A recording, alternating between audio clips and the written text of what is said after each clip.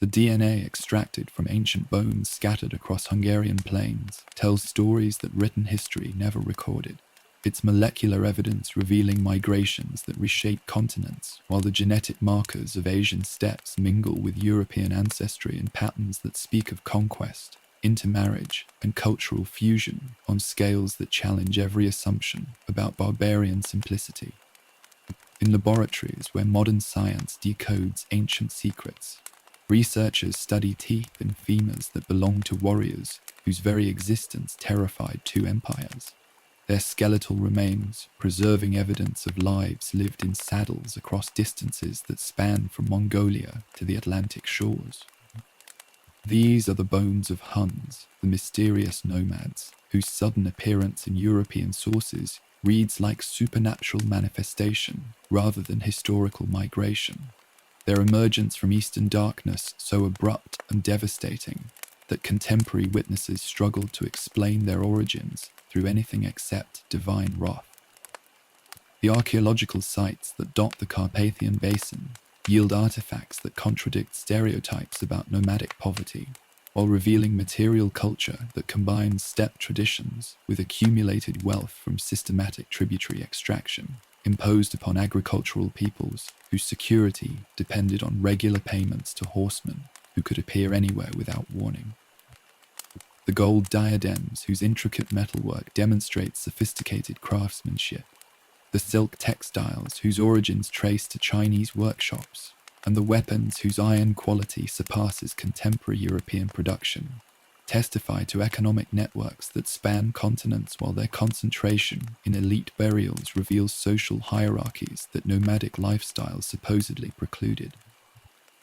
The horses that accompany these human remains, their skulls showing artificial cranial deformation that enhance their intimidating appearance, represent more than transportation. They embody the fundamental relationship between human and animal that enabled nomadic peoples to challenge sedentary civilizations whose military traditions could not adapt to cavalry warfare, that struck without warning and disappeared before retaliation became possible. Ammianus Marcellinus, the Roman historian whose first-hand military experience provided insights that armchair scholars could never achieve, struggled to describe peoples whose very appearance seemed designed to inspire terror among civilized populations accustomed to recognizable human features and comprehensible cultural practices. His account, written with the precision of a soldier who had observed barbarian warfare from both sides of imperial frontiers, describes Huns whose facial characteristics differed dramatically from Germanic or Celtic norms, while their customs violated every assumption that Mediterranean civilization held about proper human behavior. The ritual scarification that marked Hun warriors, the dietary practices that included mare's milk and raw meat prepared beneath saddles, and the nomadic lifestyle that recognized no permanent settlements, created cultural boundaries that seemed unbridgeable through normal diplomatic accommodation. The Gothic chronicles that survived from the catastrophic period when Hun expansion destroyed established barbarian kingdoms speak of enemies who fought like demons, while their tactical innovations revolutionized European warfare through systematic application of mounted archery to territorial conquest whose speed exceed anything that infantry-based military traditions could counter effectively. The accounts that describe Hun military methods, filtered through Gothic cultural prejudices but grounded in traumatic personal experience, emphasize mobility that enabled strategic concentration of force against isolated targets, while their composite bows provided firepower that devastated enemy formations before close combat became necessary. The psychological warfare that accompanied these tactical innovations, documented through survivor testimonies that consistently emphasize supernatural explanations for Hun effectiveness, reflects cultural shock that traditional European military experience could not process through existing frameworks for understanding human conflict. The Roman sources that document Hun diplomatic relations reveal pragmatic imperial adaptation to military realities that no amount of traditional legionary discipline could overcome through conventional battlefield tactics. their tribute payments representing acknowledgement that nomadic warfare had created strategic situations where accommodation proved more economical than resistance. The embassies that travelled between Constantinople and Hun camps, carrying gold measured in thousands of pounds, along with luxury goods that demonstrated imperial wealth, established precedents for managing barbarian pressure through systematic bribery that transformed military threats into administrative expenses. The treaties that resulted from such negotiations, their terms preserved in historical fragments and archaeological evidence, reveal Hun political sophistication that enabled effective management of tributary relationships across territories spanning multiple climatic zones and cultural regions. The linguistic evidence that survives through personal names and scattered vocabulary recorded by Roman and Gothic sources suggests Turkic language family connections that link Hun speech to Central Asian nomadic traditions, while their political terminology demonstrates institutional continuity with earlier steppe confederations, whose organizational principles enable coordination across vast territories without permanent administrative centers. The royal titles that Hun leaders employed, preserved in diplomatic correspondence and ceremonial contexts, indicate hierarchical social organization that combine traditional nomadic leadership patterns with innovations adapted to governing sedentary populations whose cultural practices required administrative accommodation rather than simple replacement through nomadic customs. The climatic data that emerges from paleontological research and historical climatology suggests environmental pressures that may have triggered westward migration of steppe peoples during periods when cooling temperatures and decreased precipitation made traditional grazing territories inadequate for supporting established population levels. The tree ring evidence that documents climate change during the 4th and 5th centuries, combined with archaeological data showing settlement pattern disruptions across Central Asian sites, provides material foundation for understanding population movements that historical sources attribute to political conflicts or cultural wanderlust rather than environmental necessity.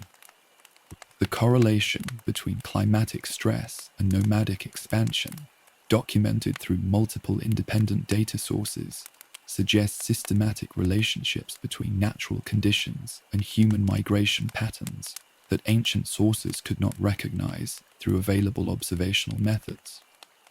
The urban destruction that characterizes Hun military campaigns, documented through archaeological layers that show systematic burning and abandonment of settlements across territories from the Black Sea to the Rhine frontier,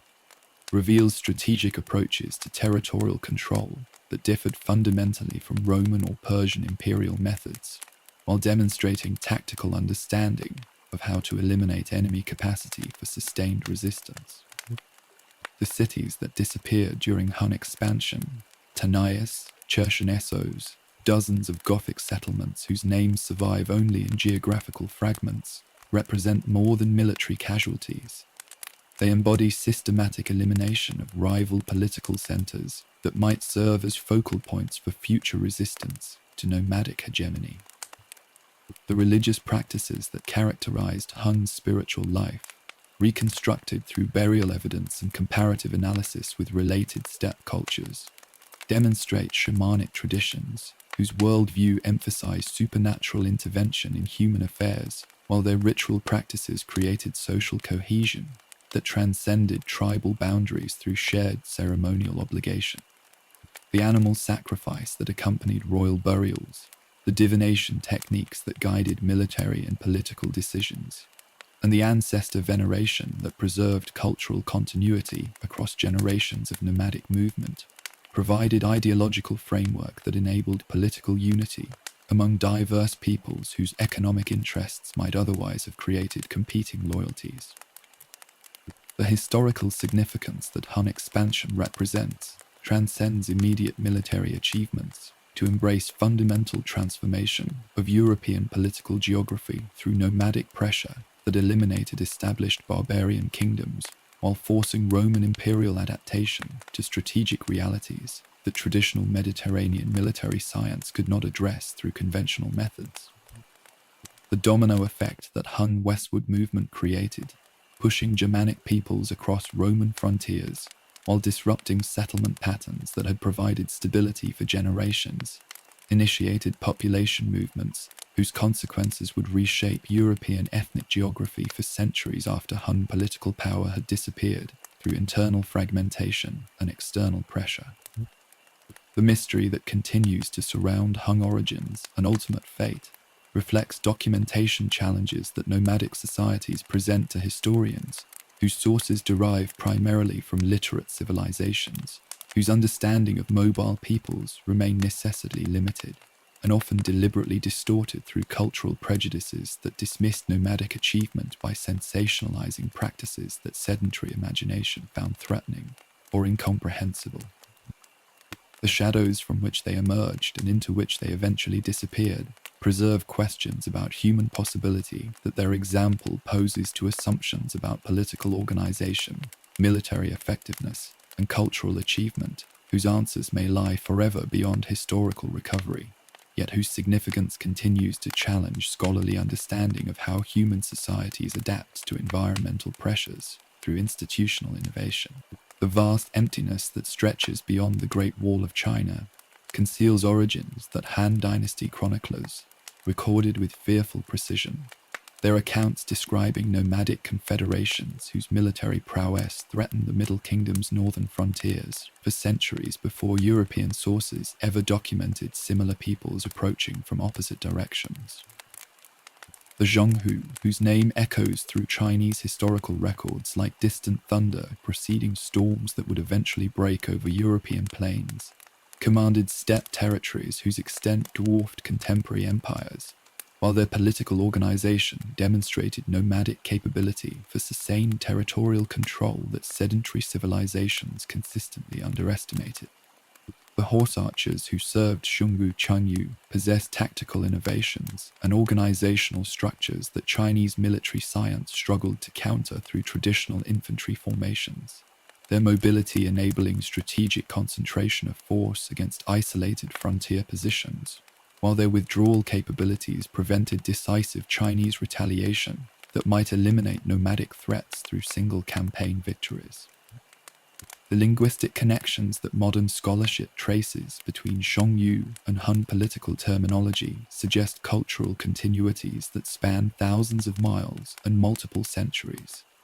Their shared institutional vocabulary indicating either direct descent or parallel development within common steppe traditions, whose organizational principles enabled effective governance across territories where permanent settlement remained impossible due to seasonal migration requirements. The royal titles that both confederations employed, their administrative hierarchies and military rankings, demonstrate political sophistication that nomadic lifestyle refined rather than hindered, while their diplomatic protocols reveal systematic approaches to managing relationships with sedentary neighbors, whose wealth provided essential resources for maintaining nomadic military effectiveness. The archaeological evidence that connects Central Asian burial practices with later European Hun sites, their artistic styles and technological traditions showing clear developmental relationships, supports historical arguments for westward migration that carried institutional knowledge across continental distances through population movements spanning generations rather than single massive exodus. The pressures that triggered westward movement from traditional Zhonghu territories reflected complex interactions between climatic change, demographic growth, and military competition, with Chinese expansion policies that systematically reduced nomadic access to winter pastures and summer grazing areas essential for maintaining horse herds, whose size determined tribal military capacity. The Han Dynasty campaigns that pushed deep into Mongolian territories during the 1st and 2nd centuries after Christ, their fortifications and agricultural colonies eliminating traditional migration routes, while Chinese diplomatic intervention in nomadic succession disputes created internal conflicts that weakened steppe unity, established patterns of pressure that forced nomadic peoples to seek alternative territories, where Chinese administrative control could not reach through existing logistical networks. The cooling temperatures that paleoclimatic evidence documents during this period, combined with reduced precipitation that decreased grassland productivity across Central Asian steppes, created environmental stresses that made traditional territories inadequate for supporting established population levels, without technological innovations that nomadic culture could not easily adopt, while maintaining essential mobility advantages. The Alans, who controlled territories between the Caspian Sea and the Black Sea, represented the first major obstacle that westward moving Huns encountered in their expansion toward European grasslands. Their confederation combining Uranian nomadic traditions with settled agricultural elements that created hybrid political structures, bridging steppe and sedentary lifestyles. These accomplished horse warriors, whose military reputation extended throughout the ancient world through their service as mercenaries in Roman and Persian armies, had established territorial control over prime grazing lands, while their political organization enabled coordination between diverse tribal elements who share Iranian linguistic heritage, provided cultural foundation for unified resistance to foreign invasion. The wealth that Alan territories offered, demonstrated through archaeological evidence of extensive trade networks and luxury goods imported from Mediterranean workshops, represented strategic prize whose capture would provide essential resources for sustaining continued westward expansion while eliminating rivals whose military capabilities might threaten Hun flanks during future campaigns against more distant enemies. The military confrontation that destroyed Alan's political independence demonstrated Hun tactical innovations that combined traditional steppe cavalry warfare with psychological techniques designed to shatter enemy morale before pitched battle became necessary. Their systematic approach to siege warfare and population management revealing strategic thinking that transcended simple raiding mentality to embrace comprehensive territorial conquests. The composite bows that Hun warriors employed, their range and accuracy exceeding Alan archery capabilities, while their rapid rate of fire enabled sustained bombardment that prevented enemy cavalry charges from reaching effective combat distance, provided technological advantages that Alan's traditional tactics could not overcome through superior horsemanship or individual courage. The feigned retreat maneuvers that drew Alan pursuit into carefully prepared ambush positions, their coordination across multiple units demonstrating command control that nomadic simplicity supposedly precluded, revealed tactical sophistication that combined traditional steppe warfare with systematic study of enemy capabilities and defensive preparation. The psychological warfare that accompanied Hun military operations, documented through survivor accounts that emphasize supernatural explanations for nomadic effectiveness, employed deliberate cultivation of terror through systematic brutality that served strategic rather than merely sadistic purposes, by discouraging future resistance while encouraging rapid submissions from populations whose leaders had witnessed consequences of prolonged opposition.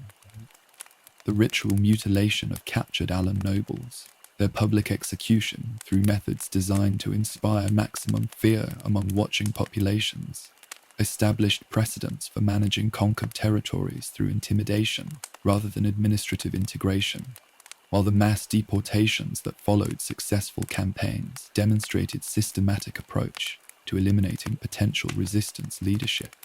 through geographic dispersal of tribal elites. The destruction of Alan religious sites and ceremonial centers, their sacred groves burned and burial grounds desecrated according to Hun cultural practices that viewed such actions as necessary for establishing spiritual dominance over conquered territories, completed psychological conquest that made future rebellion unlikely through elimination of traditional focal points for ethnic identity and political organization. The integration processes that transformed surviving Alan populations into Hun Confederation elements revealed nomadic diplomatic sophistication that combined military conquest with cultural accommodation, their selective preservation of youthful Alan military traditions and territorial knowledge, enabling more effective administration of newly acquired territories, while Alan cavalry techniques and breeding programs enhance military capabilities through technological transfer. The intermarriage policies that Hun leadership encouraged between conquering and conquered elites,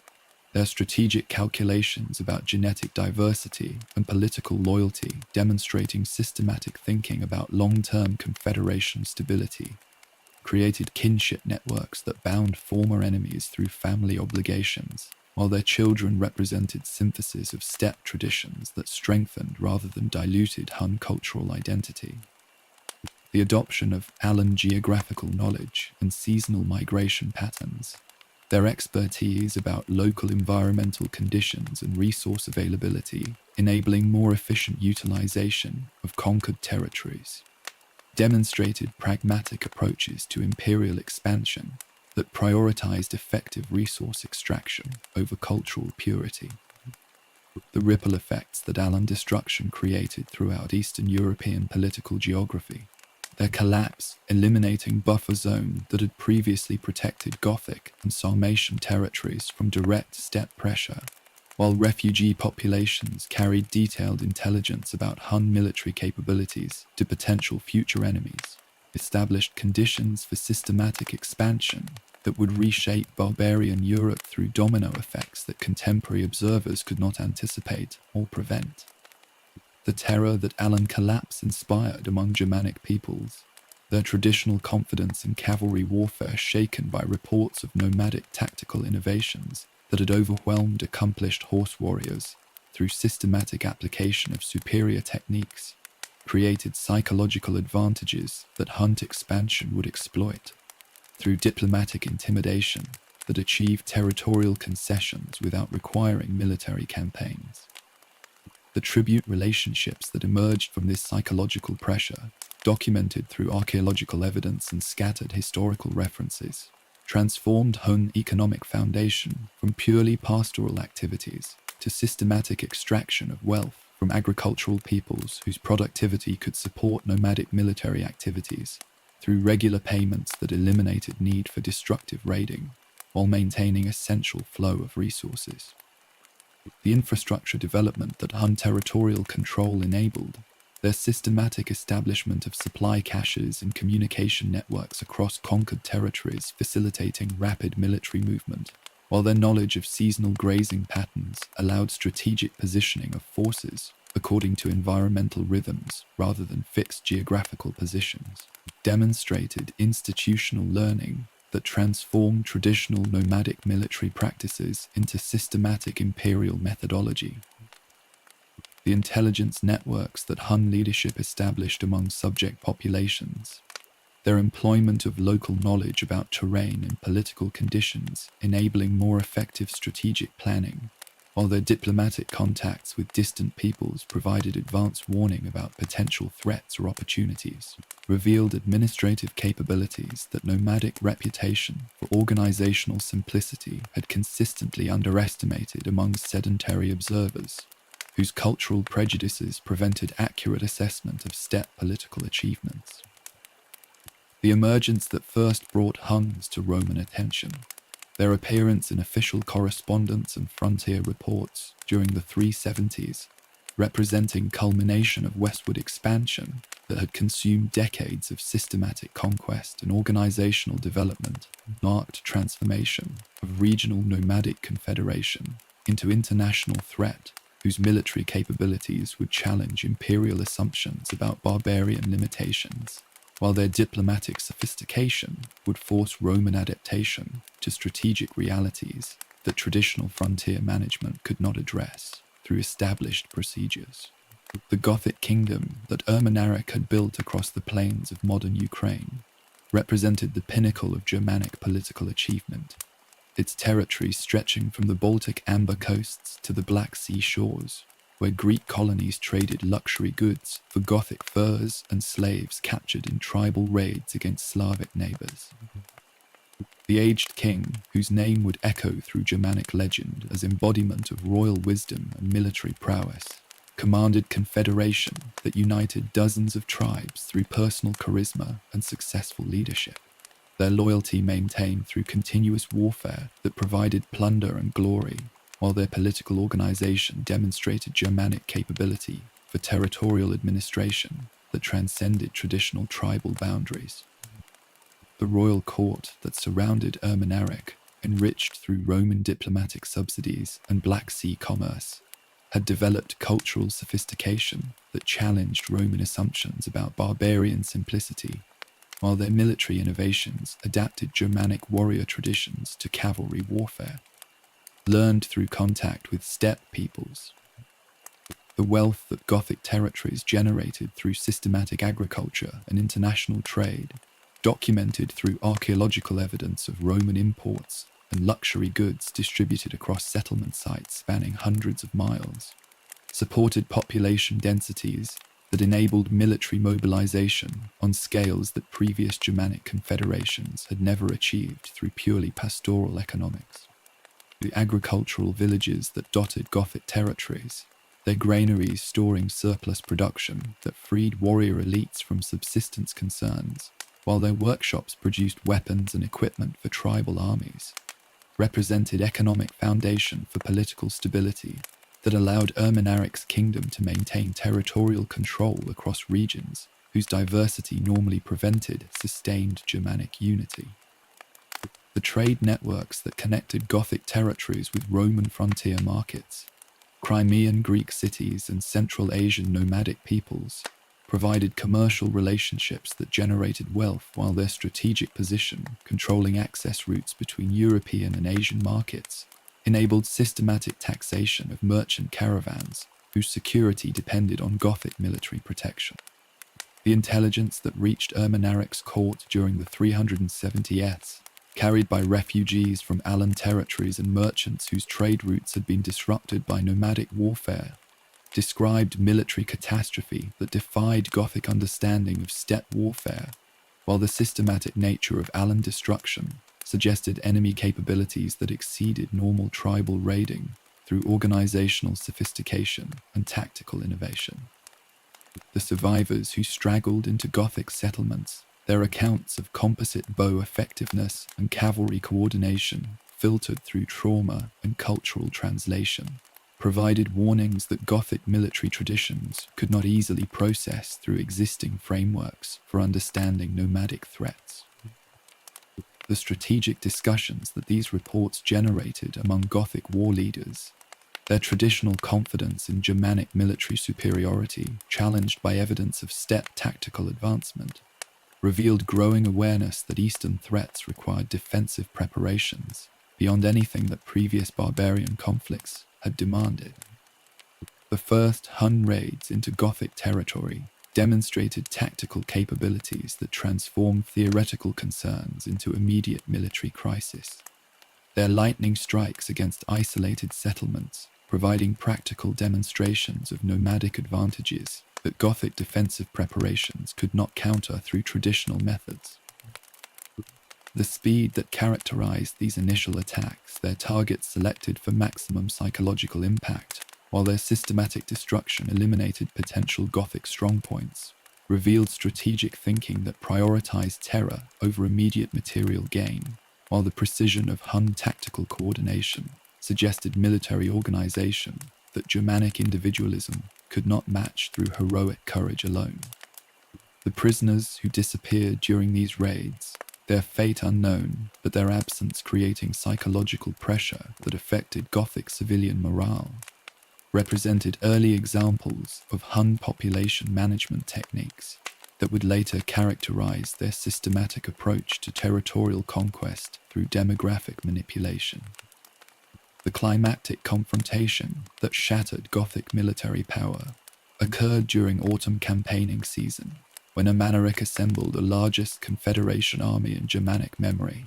its warriors drawn from tributary tribes whose loyalty depended on successful resistance to nomadic invasion, while their equipment represented accumulated wealth of generations devoted to perfecting traditional Germanic warfare techniques. The battle that followed, its location lost to historical record, but its consequences preserved through Gothic oral traditions that survived tribal dispersal, demonstrated Hun tactical supremacy through systematic application of mobility and archery to battlefield conditions where Germanic heroism began magnificent futility against nomadic discipline. The composite bows that unleashed storms of arrows upon Gothic formations, their rate of fire and effective range exceeding anything that Germanic military experience had encountered, prevented Gothic warriors from closing to combat distance where traditional weapons might prove effective, while Hun cavalry maneuvers exploited every gap in Gothic defensive lines. The personal tragedy that accompanied military defeat reflected psychological dimensions of conquest that transcended immediate tactical considerations, to embrace cultural destruction through elimination of leadership that embodied tribal identity and historical continuity. Suicide, whether driven by military despair or strategic calculation about preserving royal dignity through honorable death, eliminated political authority that might have coordinated Gothic recovery, while his death created succession crisis that prevented unified response to continued Hun pressure. The royal burial that Gothic tradition demanded, conducted according to ceremonial requirements that consumed valuable time while Hun forces consolidated territorial gains, demonstrated how cultural obligations could become strategic vulnerabilities when enemies possessed mobility advantages that made every delay potentially fatal.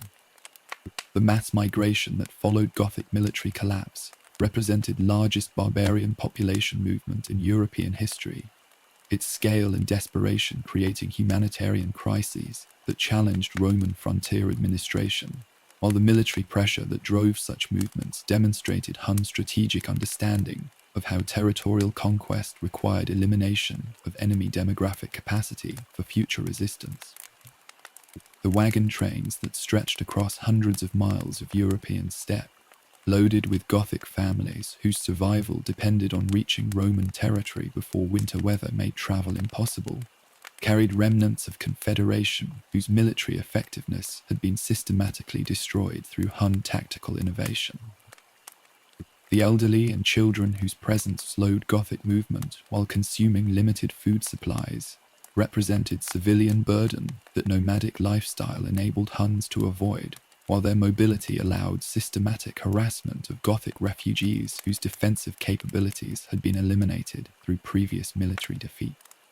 The Danube crossing that represented Gothic desperation reflected Roman frontier crisis management, whose constitutional procedures could not accommodate barbarian immigration on scales that threatened to overwhelm provincial administrative capacity, while the military escort that Gothic refugees required placed demands on Roman resources that frontier garrisons could not easily provide, without weakening defensive preparations against other threats. The negotiations that preceded Roman permission for Gothic settlement, their terms preserving legal fiction of imperial control, while acknowledging practical realities about Gothic military capabilities even in defeat, established precedents for managing barbarian pressure through territorial accommodation rather than military resistance, when circumstances made total exclusion impossible. The tribute arrangements that Romans demanded requiring Gothic military service in exchange for settlement rights transformed defeated enemies into auxiliary forces whose loyalty depended on continued Roman ability to provide security and resources that Gothic traditional territories could no longer supply. The ripple effects that Gothic collapse created throughout barbarian Europe, their displacement forcing population movements among neighboring peoples, while their military reputation provided object lessons about consequences of challenging Hun expansion, established psychological climate that enabled systematic nomadic advancement through diplomatic intimidation, backed by demonstrated military capability. The tribal councils that convened throughout Germanic territories,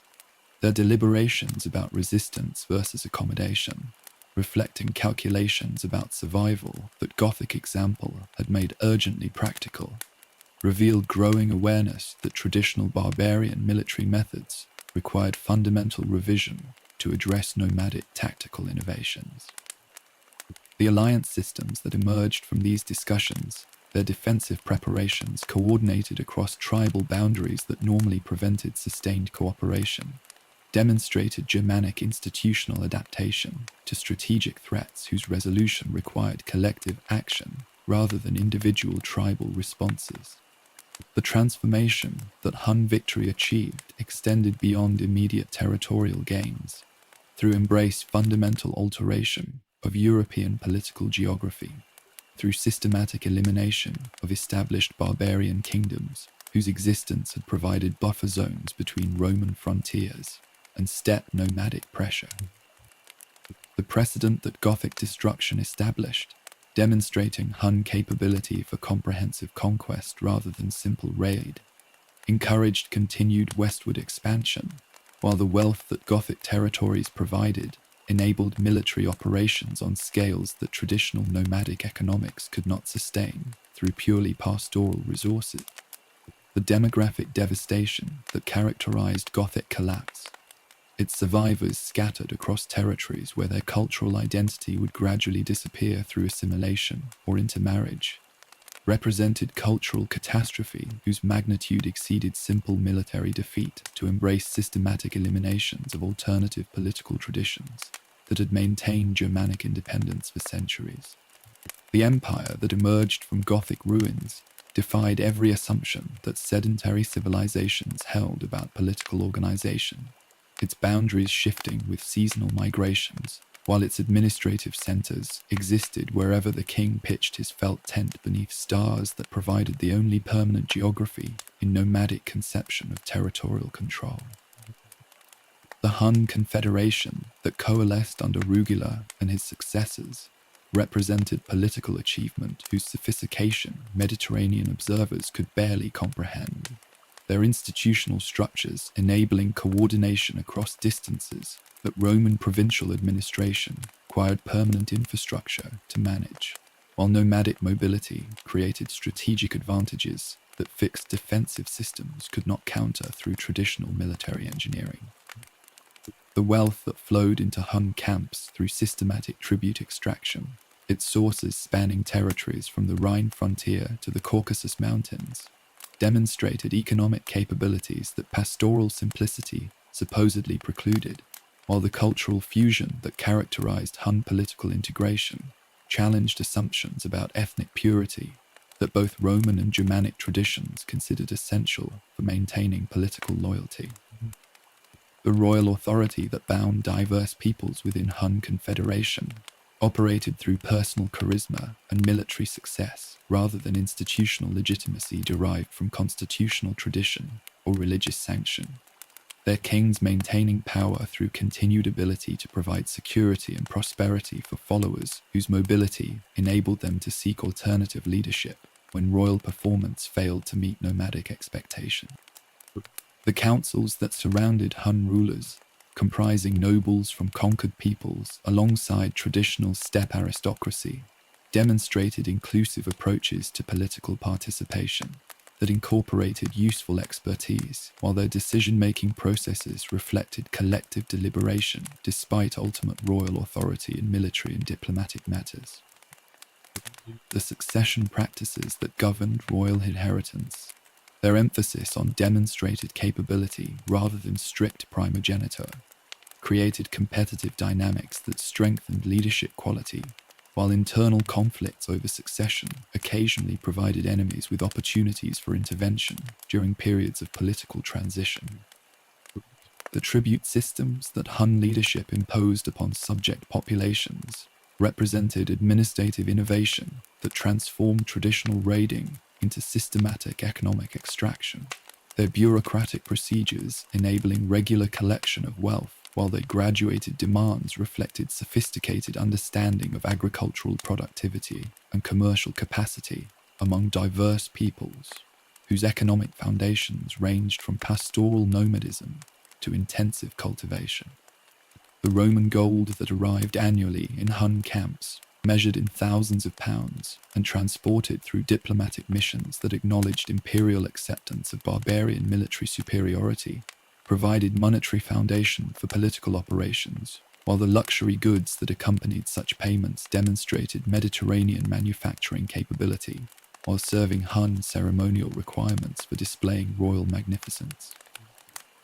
The tribute arrangements with Germanic peoples, their terms negotiated through diplomatic processes that balance military pressure with practical considerations about long-term economic sustainability,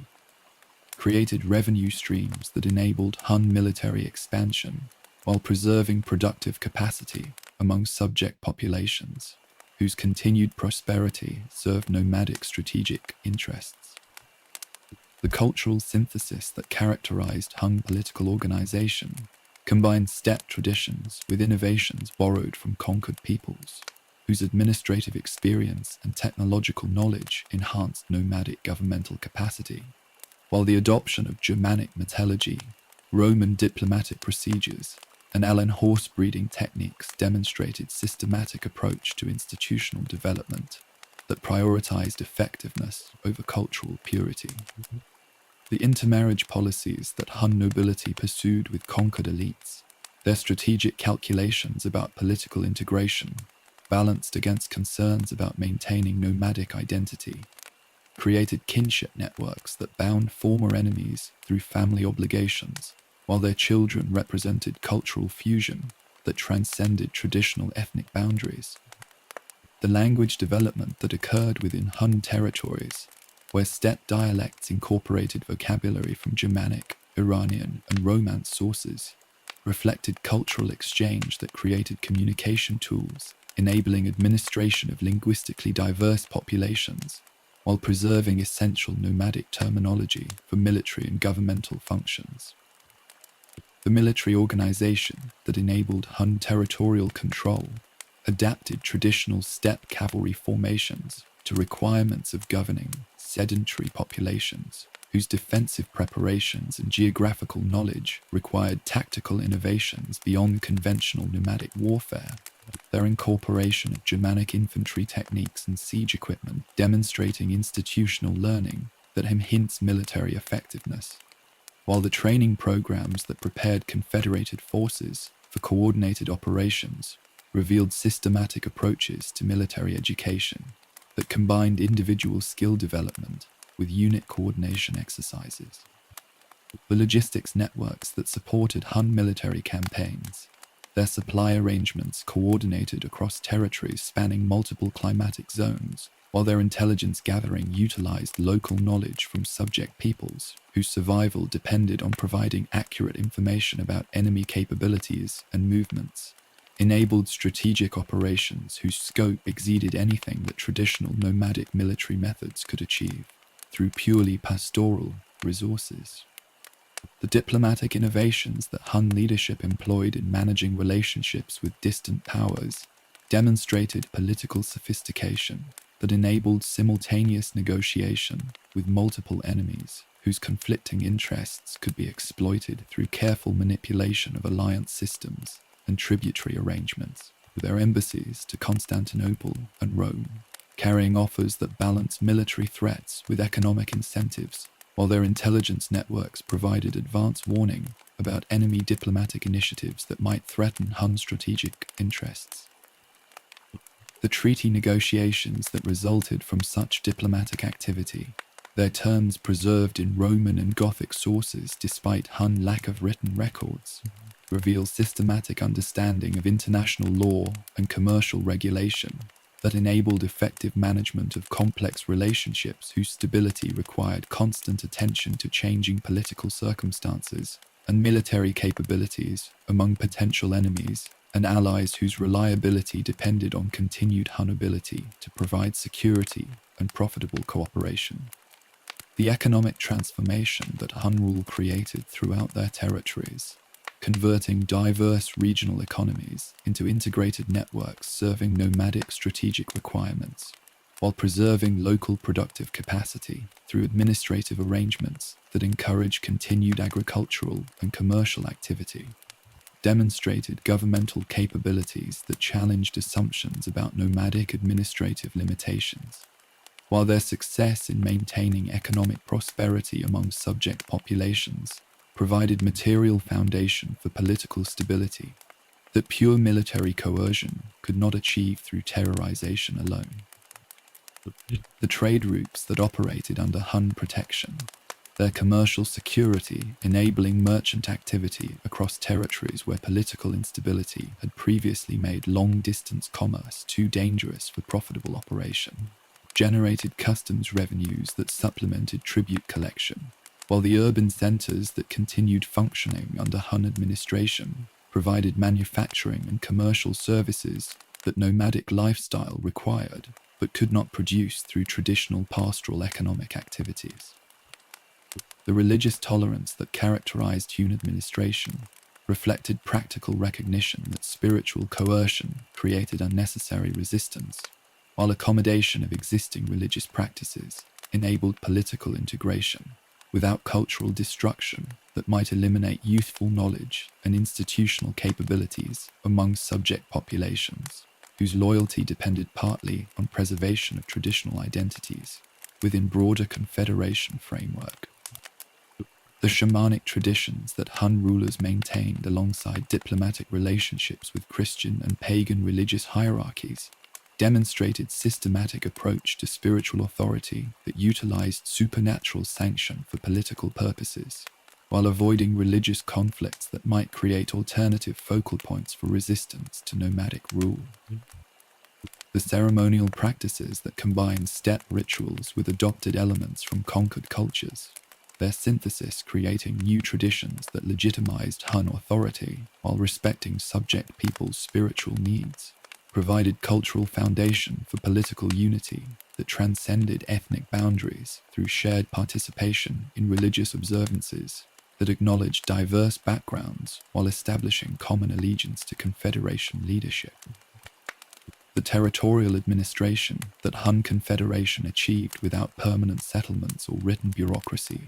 demonstrated organizational capabilities that mobile governance could develop through systematic application of nomadic advantages, whose solutions required innovation beyond traditional sedentary administrative methods. Their success in coordinating activities across vast territories proving that political sophistication did not require urban civilization, while their institutional achievements established precedents that later nomadic empires would adapt to similar challenges presented by governing diverse populations across continental distances through mobile political structures whose effectiveness depended on personal relationships rather than bureaucratic procedures. The young prince who emerges from the shadows of joint rule carries ambition that burns brighter than campfires dotting the Hungarian plain, his eyes reflecting intelligence that Hun shamans interpret divine favor, while his political calculations demonstrate understanding of power dynamics that will transform nomadic confederation into empire-spanning territories from the Baltic Sea to the Black Sea shores. Attila, whose name means little father in the language of his people, possesses charisma that binds diverse tribal elements through personal loyalty, while his strategic vision encompasses conquest possibilities that previous Hun rulers had never contemplated, despite military capabilities that made such expansion achievable through systematic application of nomadic advantages to territorial acquisition. The partnership that he shares with his brother Bleda represents traditional Hun governance through shared authority, their joint kingship maintaining political balance while their complementary skills enable effective administration of confederation whose diversity requires diplomatic finesse alongside military prowess. The royal court that develops around the dual monarchy demonstrates cultural sophistication that challenges Roman assumptions about barbarian simplicity, its ceremonies combining steppe traditions with innovations borrowed from conquered peoples, while the diplomatic protocols that govern interaction with foreign embassies reveal systematic understanding of international relations that enable Hun leadership to manipulate alliance systems for confederation of advantage.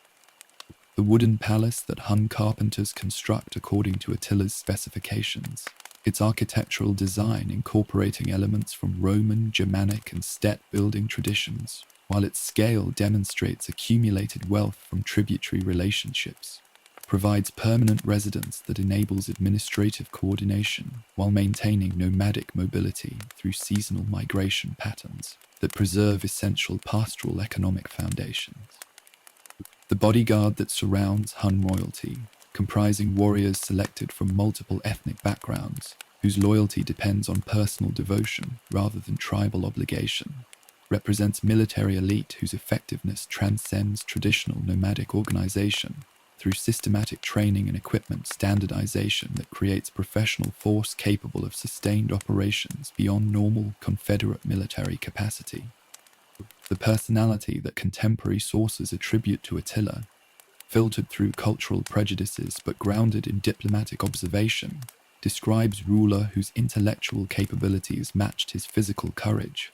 while his emotional volatility created unpredictability that enhanced negotiating effectiveness through opponents' inability to anticipate Hun responses to changing circumstances. The linguistic abilities that enabled Attila to communicate directly with Roman, Germanic, and Auranian representatives without requiring interpreters demonstrated educational sophistication that nomadic stereotype could not explain, while his legal knowledge enabled personal participation in treaty negotiations whose complexity required understanding of constitutional precedents and commercial regulations that oral tradition alone could not provide. The strategic patience that characterized his political methodology, documented through Roman embassy reports that describe calculated delays and systematic pressure application rather than impulsive decision-making, revealed leadership style that combined nomadic directness with diplomatic subtlety, learned through observation of sedentary political practices. The internal tensions that developed between royal brothers reflected competing visions about confederation, future direction.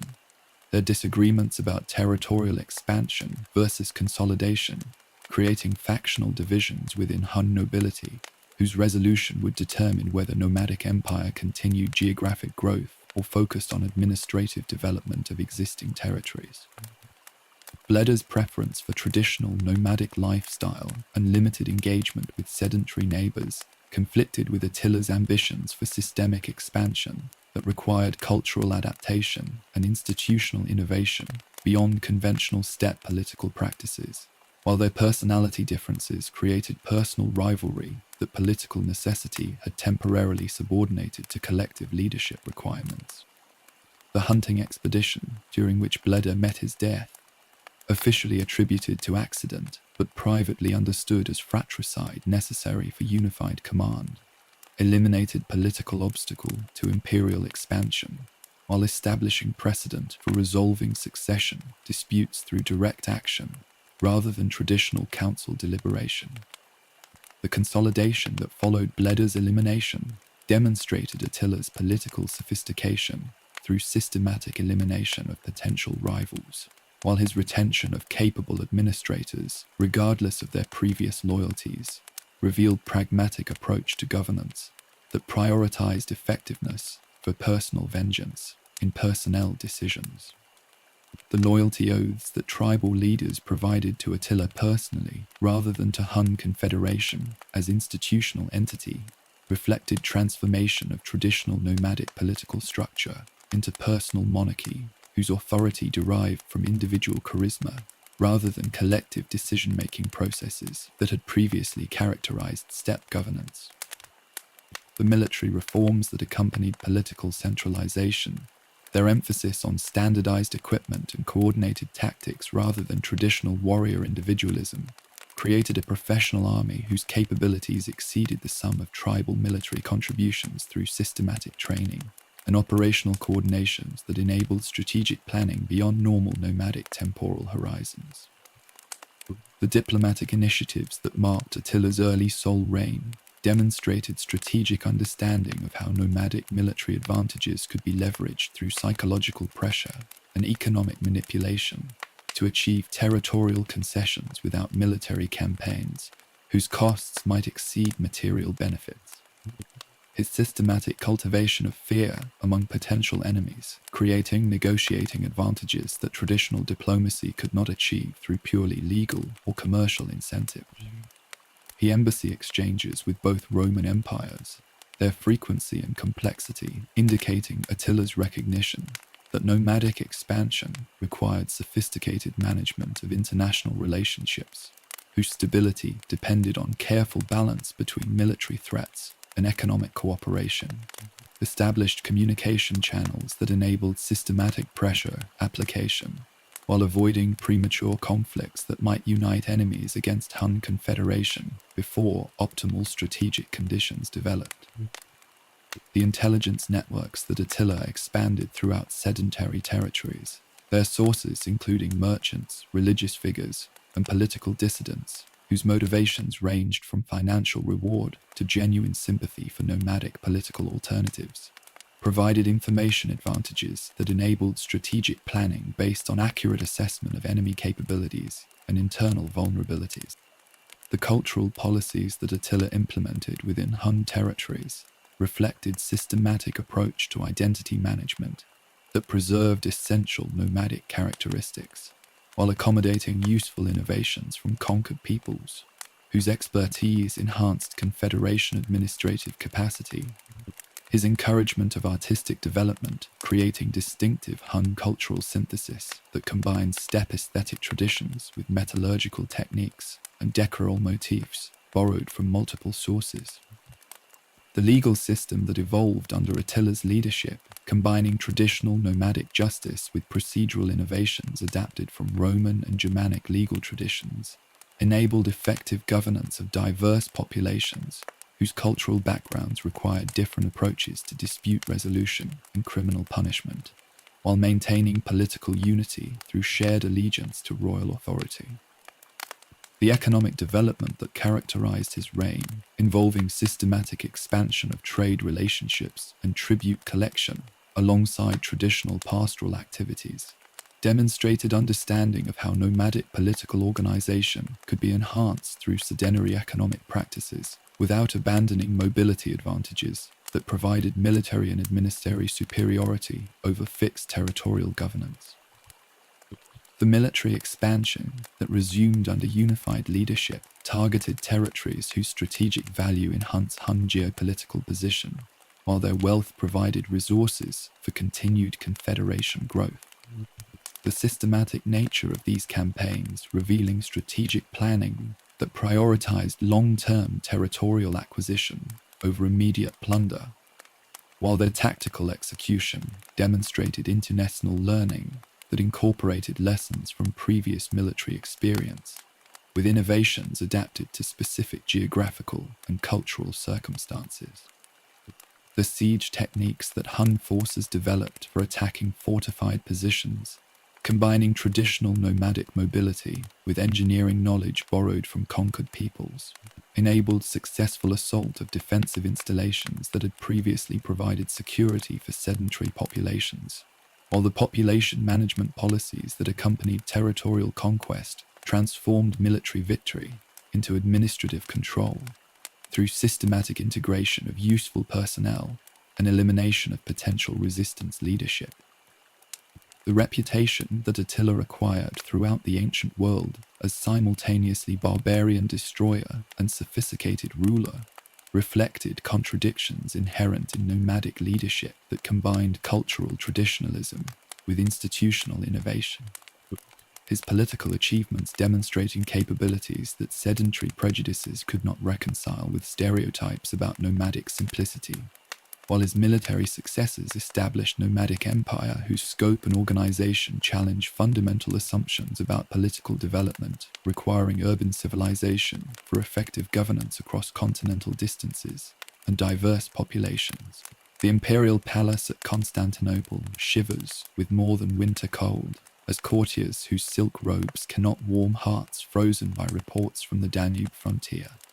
Their whispered conversations dominated by calculations that reduce human suffering to budgetary considerations, while the golden solid that fill imperial treasuries represent the only barrier between civilization and barbarian devastation. Theodosius II, whose reign has witnessed 40 years of relative peace through careful diplomacy and strategic bribery, finds himself confronting nomadic demands that exceed anything previous barbarian leaders have attempted,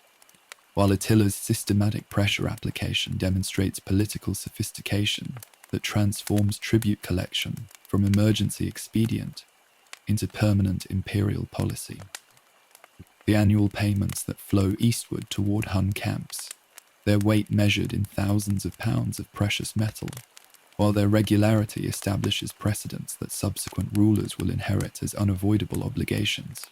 represent acknowledgement that nomadic military superiority has created strategic realities that traditional Roman responses cannot address through conditional military solutions. The Balkan campaigns that demonstrate Hun military capabilities to skeptical Roman observers begin with raids whose tactical precision and strategic coordination reveal planning that exceeds normal barbarian operational capacity, while their systematic destruction of defensive installations eliminates infrastructure that previous imperial investment had created over generations of frontier development. The cities that fall during these initial strikes, Viminacium, Singidunum, Sirmium, represent strategic positions whose capture provides Hun forces with forward bases for deeper penetration into imperial territory, while their destruction eliminates potential rallying points for Roman resistance that might coordinate effective defense against nomadic mobility advantages.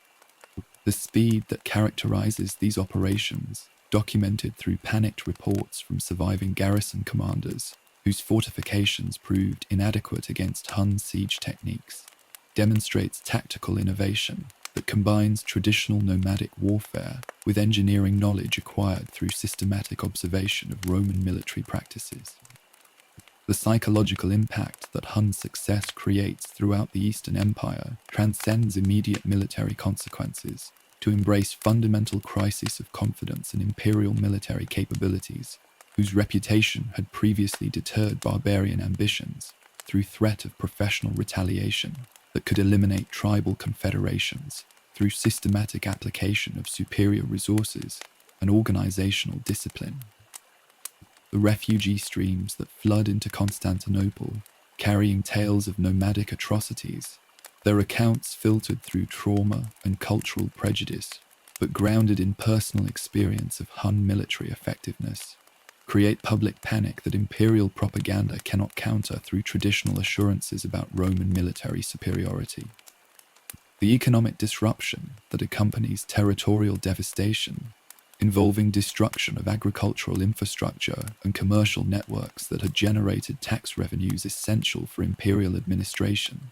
creates fiscal crisis that makes tribute payments appear economically rational, despite their political implications about imperial weakness. The siege operations that Hun forces conduct against major Balkan cities demonstrate tactical capabilities that challenge Roman assumptions about nomadic limitations in attacking fortified positions, while their systematic approach to population management reveals strategic understanding of how territorial conquest requires elimination of resistance capacity through demographic manipulation rather than simple military occupation. The assault techniques that combine traditional mobility with siege engines constructed according to Roman engineering principles, their effectiveness documented through archaeological evidence of deliberate destruction rather than accidental damage, represent technological transfer that enabled nomadic forces to overcome defensive advantages that stone walls and trained garrisons had previously provided against barbarian attacks. The deportation policies that accompany successful sieges,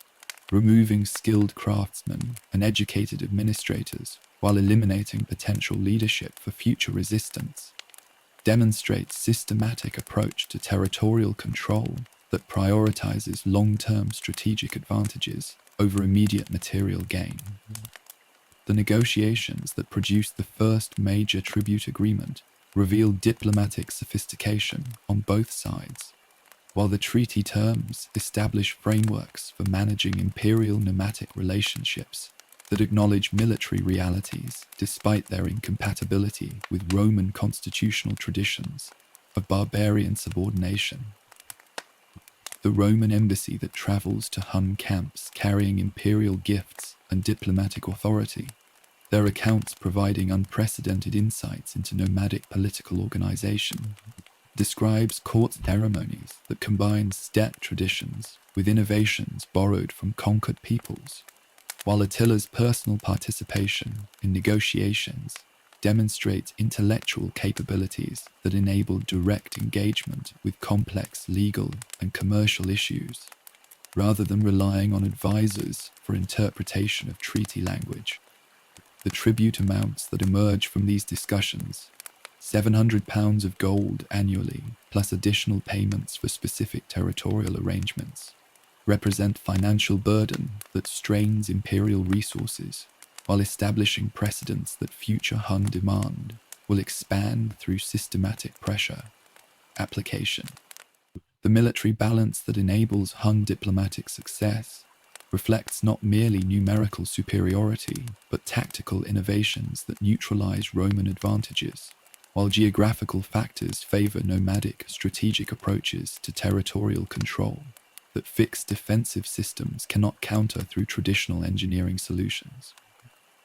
The composite bows that provide Hun cavalry with firepower advantages, their effective range and rapid shooting capability, enabling sustained archery bombardments that devastate Roman infantry formations before close combat becomes possible, represent technological superiority that Roman military procurement cannot match through existing manufacturing capacity. The mobility that enables Hun forces to concentrate rapidly against isolated targets while avoiding pitched battles where Roman discipline might prove decisive, demonstrates strategic understanding that transforms traditional nomadic raiding into systematic conquest methodology whose effectiveness depends on operational coordination rather than individual warrior prowess. The administrative challenge that tribute collection creates for imperial bureaucracy, requiring systemic redirection of resources from normal governmental functions toward payments that provide no return except temporary security from barbarian attack, forces constitutional innovations that acknowledge realities about imperial limitations, while preserving legal fictions about Roman sovereignty over territories that nomadic pressure has effectively removed from imperial control. The financial mechanisms that enable regular tribute transfer, involving currency exchange and transportation logistics that span territories where Hun military presence provides security for Roman diplomatic missions, create economic relationships that bind both empires through mutual dependence despite their political antagonism. The precedent that such arrangements establish, demonstrating imperial willingness to purchase peace through systematic payments rather than military resistance, encourages similar demands from other barbarian peoples whose territorial ambitions had previously been deterred by Roman military reputation. The Balkan devastation that accompanies Hun expansion creates demographic catastrophe whose effects persist long after military campaigns conclude. The systematic destruction of urban centers and agricultural infrastructure, eliminating population concentrations that had provided tax revenue and military recruitment for imperial administration, while refugee displacement creates humanitarian crises that strains imperial resources throughout southeastern Europe. The archaeological evidence that documents this destruction, involving deliberate burning of public buildings and systematic dismantling of defensive fortifications, reveals strategic planning that prioritizes elimination of Roman administrative capacity over mere territorial occupation, while the absence of reconstruction efforts indicates Hun understanding that permanent control requires elimination of infrastructure that might support future resistance. The cultural impact that such devastation creates, involving loss of libraries, artisan workshops, and educational institutions that had preserved classical learning throughout the region, represents intellectual catastrophe whose magnitude exceeds immediate military consequences to embrace systematic destruction of civilizational achievements that centuries of imperial development had accumulated. The strategic calculations that lead Theodosius to prioritize tribute payments over military resistance reflect realistic assessment of imperial capabilities versus nomadic advantages, while the consistency of such policies across multiple decades demonstrates traditional Roman responses to barbarian pressure no longer provide effective solutions to threats that nomadic tactical evolution has created through systematic adaptation to sedentary defensive methods. The military reforms that accompany diplomatic accommodation involving increased reliance on barbarian auxiliaries and defensive strategies that avoid pitched battles with nomadic forces, represent acknowledgement that imperial military tradition requires fundamental revision to address strategic challenges that Hun expansion has created throughout the ancient world. The precedent that Eastern Roman tribute policy establishes, demonstrating that systematic payments can provide security more effectively than military resistance when enemy capabilities exceed imperial defensive capacity, influences Western Roman responses to similar pressures, while creating fiscal models that subsequent rulers will employ when confronting comparable threats to imperial territorial integrity. The decision that transforms Attila from Eastern tormentor into Western nemesis ripples through Hun camps like wildfire consuming dry grass, its strategic implications extending far beyond immediate military considerations to embrace fundamental questions about nomadic empires' ultimate territorial limits and political possibilities within European geographical constraints. The king, whose systematic pressure has reduced Constantinople to tributary status, now turns predatory attention toward territories where Roman authority has fragmented through barbarian settlement, while Gothic, Frankish, and Burgundian kingdoms offer alternative sources of wealth and military recruitment that might enable continued imperial expansion. The intelligence that flows from Hun reconnaissance networks, detailing Western Roman weaknesses and Germanic tribal tensions that careful manipulation might exploit for nomadic advantage, provides strategic foundation for campaigns whose success would establish nomadic hegemony across territories from the Atlantic shores to the Carpathian Mountains, while failure might eliminate Hun political power through overextension beyond sustainable limits. The marriage proposal that provides diplomatic pretext for Western intervention represents calculated exploitation of Roman dynastic politics, while Attila's claim to Honoria's hand demonstrates sophisticated understanding of imperial succession law that enables legal justification for military action against territories whose strategic value transcends immediate matrimonial considerations. The Roman princess, whose desperate appeal for nomadic assistance against unwanted marriage arrangements creates opportunity for Hun political manipulation, had never contemplated consequences that her correspondence might generate, while her brother Valentinian's rejection of barbarian matrimonial demands establishes precedent for conflict that diplomatic accommodation cannot resolve through normal treaty negotiation. The dowry that Attila demands, half of Western Roman territory, represents territorial claim whose audacity exceeds anything previous barbarian leaders have attempted, while its strategic implications suggest nomadic understanding that European political geography requires systematic revision to accommodate steppe imperial ambitions.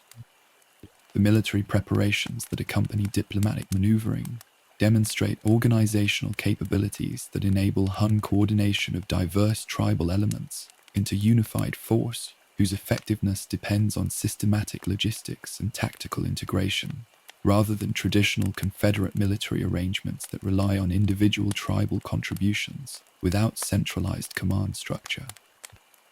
The Germanic allies, whose participation strengthens Hun numerical superiority, Gepids, Ostrogoths, Rugians, and dozens of smaller peoples whose survival depends on nomadic protection, represent coalition warfare that transforms traditional Hun military methods into international campaign involving multiple ethnic elements, whose coordination requires administrative sophistication beyond normal nomadic organizational capacity. The siege equipment that Hun engineers construct, according to Roman technical specifications, their deployment requiring specialized knowledge that nomadic military tradition had never developed independently, demonstrates institutional learning that enables tactical adaptation to Western European defensive installations, whose design principles differ significantly from Balkan fortifications that previous campaigns had successfully overcome. The invasion route that carries Hun forces across the Rhine during spring campaigning season of 451 represents strategic calculation that prioritizes rapid territorial acquisition, while the systematic nature of initial attacks demonstrates planning that targets key administrative centers, whose capture would eliminate Roman capacity for coordinated resistance throughout Gaul. The cities that fall during opening phases of the campaign, Metz, Reims, Troyes,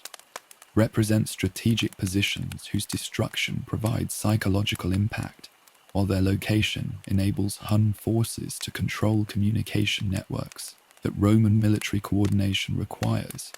for effective defense against nomadic mobility advantages. The terror that accompanies these successes, documented through contemporary accounts that emphasize systematic destruction and population displacement, creates refugee crises that strains Roman administrative capacity while advancing Hun strategic objectives through demographic manipulation that eliminates potential resistance. Leadership. Orleans emerges as decisive target, whose capture would provide Hun forces with strategic position, enabling continued expansion toward Atlantic territories, while its siege demonstrates nomadic capability for sustained operations against fortified positions, whose defensive strength requires systematic approach to military reduction rather than traditional assault techniques. The city, whose commercial importance derives from strategic location controlling Loire River transportation, becomes focal points for Western Roman defensive efforts, while its religious significance as episcopal center provides symbolic value that transcends immediate military considerations. The siege techniques that Hun forces employ, combining traditional mobility with engineering innovations that enable systematic pressure application against stone fortifications, represent tactical evolution that enables nomadic armies to overcome defensive advantages that previous barbarian forces could not eliminate through conventional assault methods. Aetius, the Roman general whose career has been built through systematic utilization of barbarian military assets against imperial enemies, recognized in Hun invasion existential threat that requires mobilization of every available resource, regardless of previous political antagonisms or territorial disputes that had prevented Germanic unity against common nomadic danger. The coalition that emerges from his diplomatic efforts represents unprecedented cooperation between peoples whose traditional enmities had provided Roman administrative advantages through divide and rule policies, while their military coordination demonstrates institutional adaptation to strategic crisis that threatens all sedentary populations, regardless of ethnic background or political allegiance. The Visigothic participation that provides essential cavalry support. Their king Theodoric's personal commitment to anti-Hun alliance, despite previous conflicts with Roman authority, creates military partnership that combines Germanic warrior traditions with Roman tactical discipline in ways that neither culture could achieve independently. The march toward Orleans, that brings coalition forces into position for relieving the siege, demonstrates logistical coordination that enables rapid military concentration, despite geographical obstacles and supply challenges that had previously prevented effective Roman response to nomadic military pressure. The systematic approach to campaign planning, reflecting institutional learning that incorporates lessons from previous defeats, while adapting traditional Roman military methods to requirements of fighting enemies whose tactical innovations had consistently neutralized imperial advantages. The intelligence networks that provide coalition commanders with accurate information about Hun dispositions and strategic intentions. Their sources including merchants, religious figures, and political dissidents whose motivations transcend ethnic loyalty, enable strategic planning that anticipates nomadic operational methods while preparing countermeasures that exploit Hun tactical limitations in unfamiliar geographical conditions. The Catalaunian Plains become arena where European fate hangs balanced between nomadic expansion and sedentary resistance. The battle that develops there representing climactic confrontation between military systems whose previous encounters had established nomadic superiority, while current strategic circumstances create conditions where coalition numerical advantages and tactical coordination might neutralize Hun mobility through systematic application of combined arms techniques. The deployment that precedes combat reflects strategic understanding on both sides about how battlefield geography favors different tactical approaches, while the ethnic composition of opposing forces, Huns and Germanic allies facing Romans and different Germanic allies,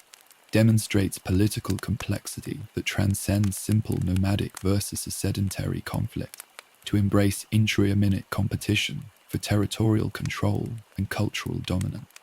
The combat that follows represents largest military engagement in European history to that point. Its casualties measured in tens of thousands, while its strategic consequences determine whether nomadic political organization can successfully challenge sedentary civilization through systematic territorial conquest, or whether geographical and logistical constraints limit steppe empire expansion to tributary relationships that preserve existing political structures, while extracting wealth through systematic pressure application. The death of Theodoric during the battle, providing Visigothic warriors with martyrdom that inspires desperate resistance, while eliminating royal leadership that might have coordinated post-battle negotiations, exemplifies personal costs that such conflicts exact from individual participants, while their collective sacrifice determines historical development whose consequences extend far beyond immediate military results. The strategic withdrawal that follows inconclusive battle results demonstrates Attila's recognition that continued Western operations risk overextension beyond sustainable limits, while the preservation of Hun military capacity enables future campaigns that might achieve through alternative methods what direct confrontation could not accomplish, despite tactical advantages that nomadic military system had consistently provided in previous encounters with sedentary resistance. The retreat across the Rhine that concludes Gallic operations represents strategic calculation rather than military defeat, though coalition propaganda will claim victory regardless of Hun tactical achievements that had demonstrated nomadic capability for sustained operations in Western European conditions, despite geographical obstacles and logistical challenges that steppe military tradition had never previously encountered. The Alpine passes that have sheltered Italy from barbarian invasion since Hannibal's elephants crossed their snowy heights echo with sounds that Roman nightmares have rehearsed for generations. The thunder of hoofbeats multiplied beyond counting, while competent bows sing death songs that herald empire's potential extinction. Attila's decision to invade Italy represents strategic calculation that transforms previous territorial ambitions into existential challenge to Roman civilization itself.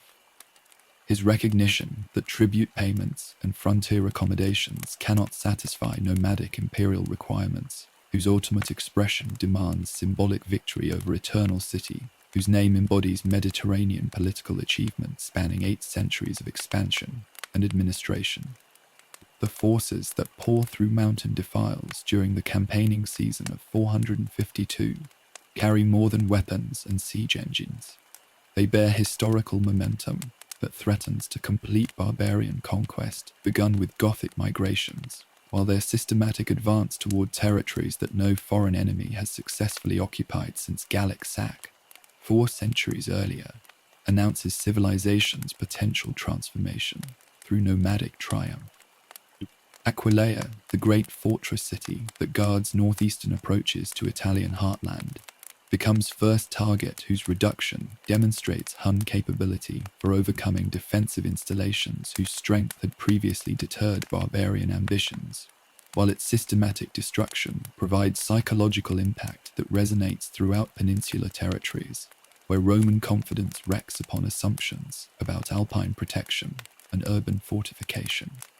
The siege that develops around this strategic position represents engineering achievement that combines nomadic mobility with technical knowledge acquired through previous campaigns. Hun forces employing Roman siege techniques against Roman defensive installations, while their coordination demonstrates institutional learning that enables systematic application of accumulated military experience to unprecedented strategic challenges. The artillery that batters Aquileia's walls, constructed according to specifications that nomadic craftsmen have mastered through observation and practice, represents technological transfer that eliminates defensive advantages that stone construction had previously provided against barbarian assault, while the systematic nature of bombardment reveals strategic planning that prioritizes complete destruction over mere military occupation. The fall of Aquileia after siege operations lasting 3 months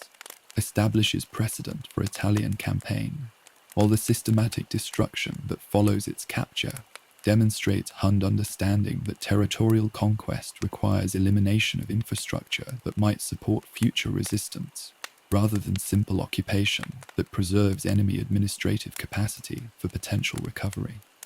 The population management that accompanies military victory, involving selective deportation of useful personnel while systematic elimination of political leadership that might coordinate resistance activities, represents policy development that transforms traditional nomadic raiding into comprehensive territorial administration whose effectiveness depends on demographic manipulation rather than pure military intimidation.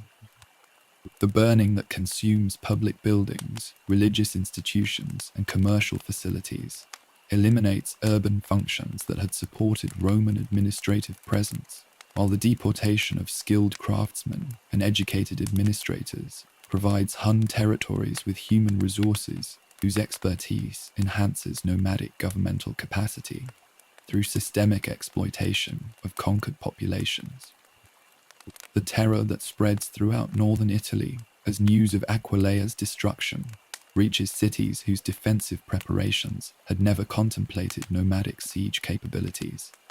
creates psychological crisis that undermines Roman civilian morale while refugee movements strain administrative response that imperial government requires for coordinating military response to unprecedented strategic threat. The ancient cities that begin evacuation procedures, Milano, Padova, Verona, represent urban civilization whose preservation depends on Roman military effectiveness that previous barbarian encounters had established through successful defense of Italian territory, while current circumstances suggest nomadic capabilities that exceed traditional Roman responses to foreign invasion. The economic disruption that accompanies population displacement, involving abandonment of agricultural activities and commercial operations that generate tax revenues essential for imperial administration, creates fiscal crises that compound military challenges, while Hun advance eliminates productive capacity that Roman recovery would require for restoring normal governmental functions.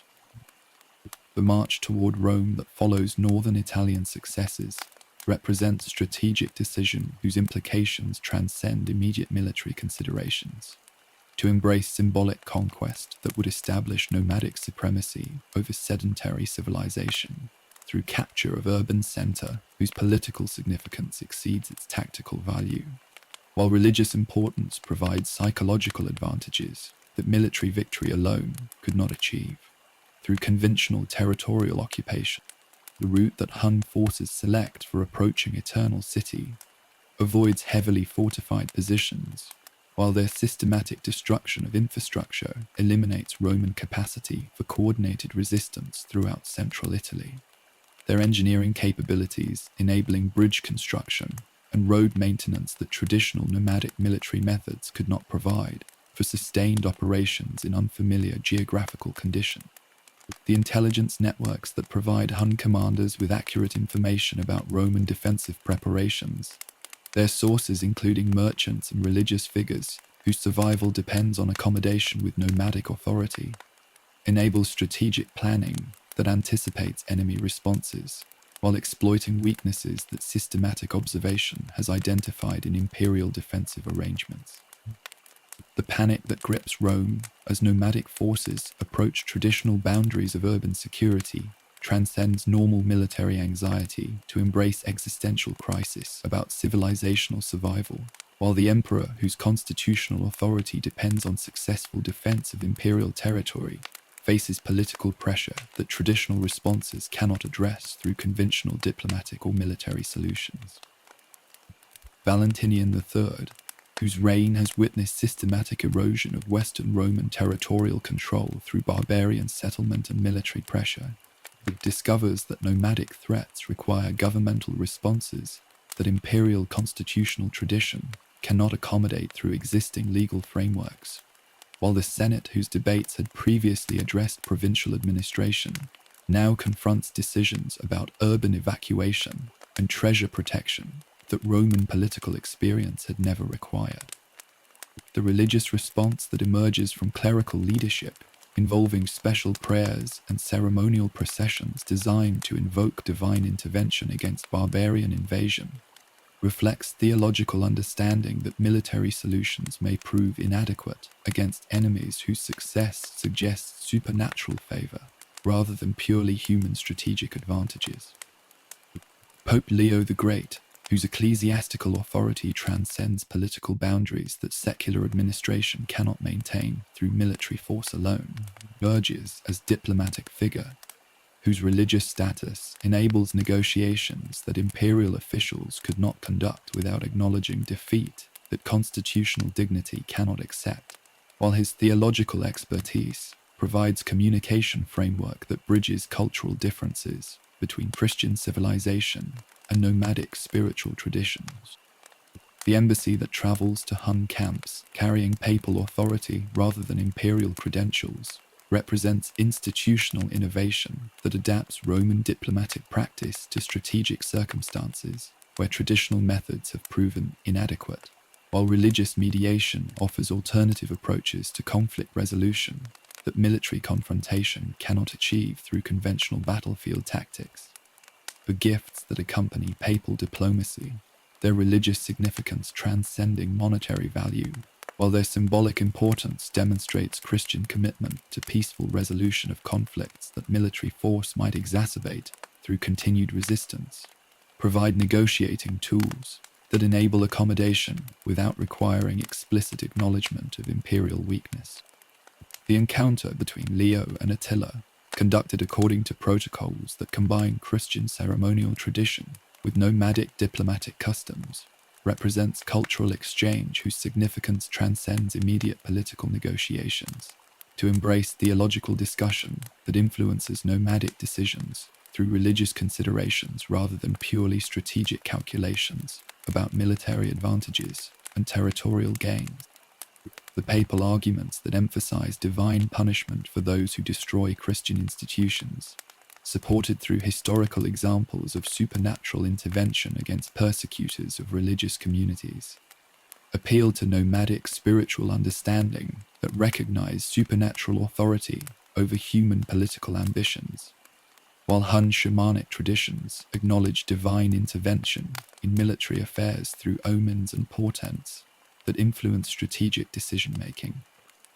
The negotiation results that emerge from this unprecedented diplomacy involve Hun withdrawal from Italian territory in exchange for guarantees that include both material payments and diplomatic recognition, their terms preserving nomadic dignity while enabling Rome in face-saving measures that maintain constitutional fiction about imperial authority despite practical acknowledgement of barbarian military superiority. The mysterious decision that leads Attila to abandon Italian conquest despite military advantages that would have enabled capture of Rome itself reflects complex calculations that balance immediate tactical possibilities against long-term strategic requirements for maintaining nomadic empire, whose overextension might create administrative challenges that purely military success could not resolve through conventional territorial occupation. The withdrawal that follows papal negotiations demonstrates strategic discipline that subordinates immediate gratification to broader imperial considerations, while the preservation of Hun military capacity enables future operations that might achieve through alternative methods what direct assault could accomplish, despite psychological advantages that capturing Eternal City would provide for nomadic political legitimacy. The retreat across Alpine passes that concludes Italian campaign represents recognition that nomadic empire requires sustainable expansion rather than symbolic victories whose administrative burden might exceed available resources, while geographical constraints limit steppe military effectiveness in Mediterranean conditions that favor sedentary defensive strategies over nomadic mobility advantages. The wedding feast that celebrates Attila's marriage to Ildiko a Germanic princess whose beauty masks political calculations designed to strengthen Hun alliances with tributary peoples whose loyalty requires constant reinforcement through ceremonial displays of royal favor, unfolds with magnificence that demonstrates accumulated wealth from decades of systematic tribute extraction, while the celebration's scale reflects nomadic understanding that political theatre serves essential functions in maintaining confederation unity across diverse ethnic elements whose allegiance depend on continued demonstration of royal success and prosperity. The Hungarian plain that surrounds the royal camp echoes with sounds of revelry as warriors from territories spanning continental Europe gather to witness ceremonies that combine steppe traditions with innovations borrowed from conquered peoples, their participation creating bonds of shared experience that transcend tribal boundaries, while reinforcing hierarchical relationships that maintain nomadic political organization through personal loyalty rather than institutional authority. The young bride, whose Germanic ancestry represents political synthesis between conquering and conquered peoples, embodies Hun diplomatic strategy that utilizes intermarriage to create kinship networks binding former enemies through family obligations, while her beauty and noble lineage provide ceremonial magnificence that demonstrates royal capacity for attracting alliance partners whose political support hunting confederation military capabilities. The negotiations that preceded matrimonial arrangements, involving complex discussions about dowry payments and territorial concessions that would accompany dynastic union, reveal systematic approach to political integration that prioritizes long-term strategic advantages over immediate tactical considerations, while the wedding ceremonies themselves serve diplomatic functions that enable Hun leadership to display wealth and power before assembled representatives from tributary territories whose continued cooperation requires regular demonstration of nomadic imperial success. The evening that follows ceremonial festivities witnesses private celebrations whose details remain hidden within royal quarters, while contemporary sources preserve only fragmentary accounts of drinking customs and matrimonial rituals that combine nomadic traditions with Germanic ceremonial elements, their synthesis reflecting cultural adaptation that characterized Hun political methodology throughout territorial expansion. The Germanic mead that flows alongside fermented mare's milk traditional to steppe peoples creates intoxicating mixture whose effects compound throughout evening celebrations, while Attila's personal consumption, documented through servant testimony preserved in later historical accounts, suggest levels of alcohol intake that exceed normal royal moderation, despite King's reputation for maintaining political control through careful attention to physical and mental capacity during important negotiations and ceremonial occasions.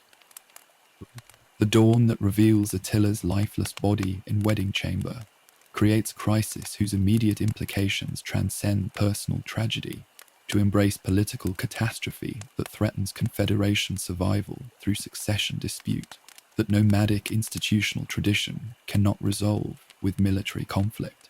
between competing claimants whose legitimacy depends on demonstration of leadership capability through successful warfare rather than hereditary right or constitutional appointment. The circumstances that surround royal death, absence of obvious wounds, presence of blood from nasal hemorrhage, evidence of excessive drinking combined with physical exertion suggest natural causes that medical understanding attribute to conditions that modern diagnosis would recognize as cerebral aneurysm or similar cardiovascular failure, though contemporary observers whose cultural framework emphasized supernatural causation interpret mysterious deaths as divine intervention or magical assassination, whose perpetrators remain forever beyond human identification. The immediate response that royal death creates among Hun nobility reveals political tensions that Attila's personal authority had previously suppressed through successful leadership, while his elimination enables factional conflicts to emerge that threaten confederation unity through competing claims about succession rights and territorial division among survival family members whose individual capabilities cannot match collective authority that unified kingship had provided. The three sons whose inheritance claims create constitutional crisis, Elek, Dengizic, and Ernak, possess neither personal charisma nor military achievements that would enable individual assumption of paternal authority, while their competing demands for territorial recognition create legal precedents that nomadic tradition cannot resolve through existing governmental procedures designed for managing succession during periods of royal incapacity rather than permanent leadership elimination. The Germanic reaction that follows news of Attila's death demonstrates accumulated resentment against nomadic domination, whose systematic pressure had extracted tribute while imposing administrative arrangements that violate traditional tribal autonomy. Their coordinated rebellion suggesting prior planning that had awaited opportunity for successful resistance against Hun military superiority. The Gepids, whose territory bordered Hun royal domains, initiate hostilities that rapidly spread throughout Confederation, as subject peoples recognize opportunity for recovering independence through united action against nomadic authority, whose effectiveness had depended on Attila's personal leadership rather than institutional structures that could maintain political unity during succession crisis. The speed that characterizes Germanic revolt indicates systematic preparation involving military coordination and supply arrangements that enable sustained resistance rather than spontaneous uprising whose success would depend on immediate tactical advantages rather than strategic planning for prolonged warfare. The Battle of Nidau, that determines Confederation fate, occurs along tributary of Danube River, where Hun forces attempt to maintain territorial control against Germanic coalition, whose military effectiveness demonstrates institutional learning acquired through generations of nomadic domination, while their tactical coordination reveals systematic adaptation of Hun military methods to anti-nomadic warfare, whose success depends on eliminating mobility advantages that had previously provided decisive strategic superiority.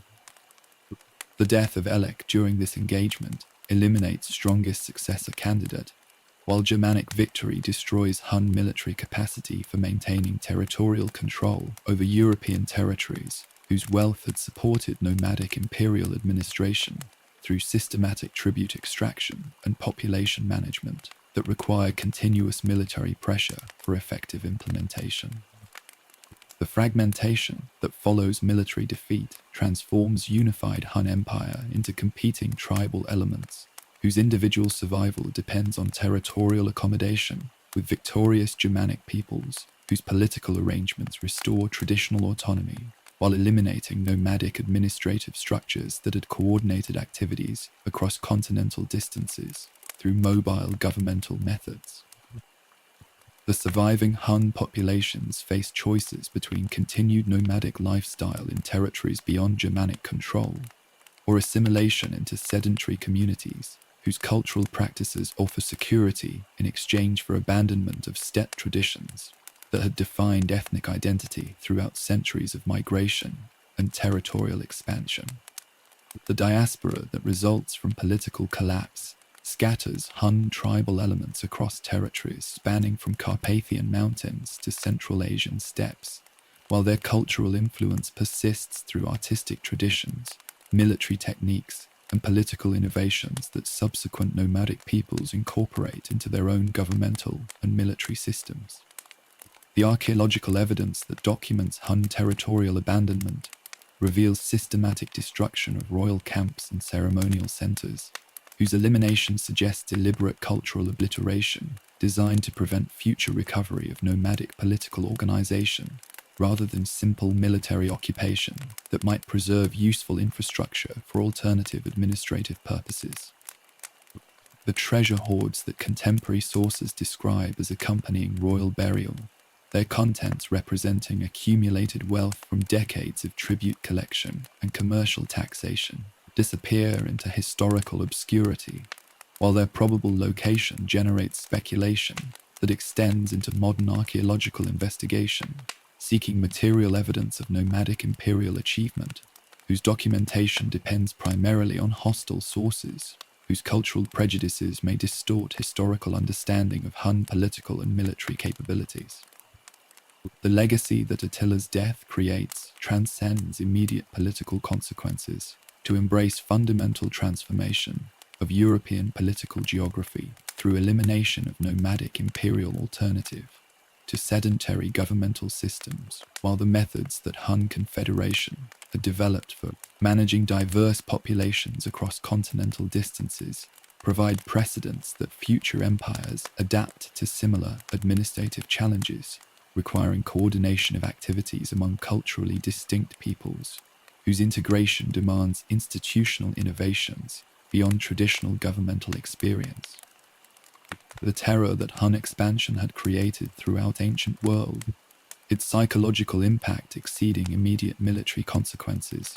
through systematic cultivation of fear as instrument of political control, establishes patterns of psychological warfare that subsequent conquerors employ, while the diplomatic techniques that nomadic leadership had developed for managing relationships with sedentary neighbors provide frameworks for international relations that transcend immediate cultural contexts to influence governmental development throughout medieval and modern historical periods. The silence that settles over Hungarian plains, where Hun camps once dotted horizons like cities of felt and leather, carries weight that archaeologists still struggle to measure. Their excavations revealing fragments of empire whose material remains seem inadequate to explain historical impact, whose magnitude reshape European civilization through consequences that extend far beyond nomadic territorial control or military achievement. The pottery shards and bronze ornaments that emerge from careful excavation, their artistic synthesis reflecting cultural fusion between steppe traditions and sedentary innovations, testify to political experiment whose brief existence demonstrates alternative possibilities for human organization that Mediterranean prejudices had dismissed as impossible, while their sudden disappearance leaves questions about civilizational development that written sources cannot adequately answer. Through hostile cultural perspectives, the Western Roman Empire, whose collapse follows Hun political fragmentation by mere decades, cannot attribute its destruction to direct nomadic military action. Yet the population movements that Attila's expansion had initiated continue reshaping European geography through Germanic tribal migrations whose settlement patterns reflect displacement pressures that nomadic pressure had created throughout barbarian territories during previous generations of systematic territorial reorganization. The Vandals, whose African kingdom challenges Roman naval supremacy, the Visigoths, whose Spanish territories eliminate imperial administrative presence, and the Frankish expansion that transforms Gallic provinces into Germanic kingdoms, represent consequences of demographic upheaval that Hun expansion had triggered through systematic destruction of traditional barbarian political arrangements, whose stability had previously provided buffer zones between Roman frontiers and stepped mimetic pressure. The Ostrogoths, whose Italian kingdom emerges from imperial collapse, carry institutional memory of Hun administrative methods whose effectiveness enables territorial control through techniques that combine Germanic warrior traditions with organizational innovations learned during nomadic servitude, their governmental structures demonstrating systematic adaptation of steppe political methods to sedentary administrative requirements, while preserving military capabilities that enable successful competition with Roman institutional remnants for territorial control throughout Mediterranean regions. The Lombards, whose subsequent Italian invasion employs tactical methods that reflect Hun military influence, their cavalry techniques and siege capabilities demonstrating technological transfer that spans generations of cultural development, reveal persistence of nomadic military innovations within Germanic political traditions, whose evolution incorporates lessons learned through systematic observation of steppe warfare during periods of tributary relationship with Hun Confederation.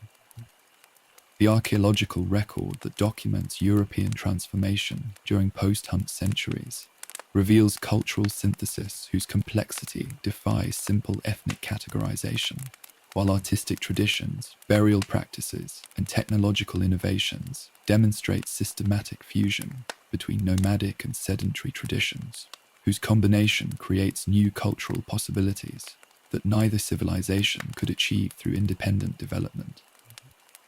The metalworking techniques that characterize early medieval European craftsmanship, their artistic motifs and technical methods showing clear steppe influences, represent technological transfer that enables European civilization to achieve aesthetic and practical innovations, whose origins trace to Central Asian traditions that Hun expansion had transmitted across continental distances through systematic cultural interaction. The political institutions that emerged during this period, combining Germanic tribal authority with administrative methods that reflect nomadic governmental experience, demonstrate institutional learning that adapts steppe organizational principles to European geographical and cultural conditions, while preserving effective techniques for managing diverse populations across territorial distances. The historical memory that preserves Hun reputation throughout subsequent centuries emphasizes military terror and cultural destruction while minimizing political achievements whose recognition might challenge assumptions about civilizational superiority that Christian European tradition requires for maintaining ideological coherence about historical development and cultural progress. The chronicles that document Hun activities, their accounts emphasizing supernatural explanations for nomadic effectiveness while dismissing systematic political organization as temporary aberration rather than alternative civilization model, reflect cultural prejudices that prevent accurate assessment of nomadic institutional achievement, whose sophistication challenges fundamental assumptions about governmental requirements and territorial administration that urban civilization considers essential for effective political coordination.